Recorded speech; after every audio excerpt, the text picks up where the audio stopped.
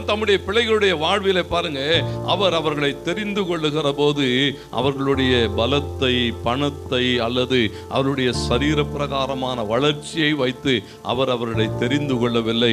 ஒருவேளை அப்படி தெரிந்தெடுத்திருப்பாரானால் இன்றைக்கு நீங்களும் நானும் அவரால் என்ன செய்திருக்க முடியாது? தெரிந்தெடுக்கப்பட்டு இருக்க முடியாது.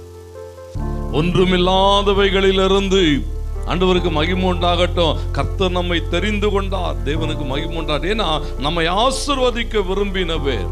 நம்முடைய வாழ்வு ஒரு கனியுள்ள வாழ்வாய் இருக்கும்படியாக, அந்த கனி நிலைத்திருக்கும்படியாக பாருங்க, ஒரு வெற்றியுள்ள வாழ்க்கைக்கு நேராக நம்மை நடத்தும்படி கர்த்தர் என்ன செய்கிறாரா?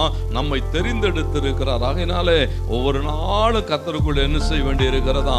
ஒரு பெரிய சந்தோஷத்தோடு கூட. என்ன சொன்னா, அவர் என்னை தெரிந்தெடுத்திருக்கிறார், அவர் என்னை நடத்துவார். அல்லேலூயா. அதுதான் அந்த சங்கீதம் 33 வாசிக்கிறோம். கர்த்தர் தமக்கு சொந்த ஜனமாய் தெரிந்து கொண்டவர்கள் எப்படிப்பட்டவர்களா?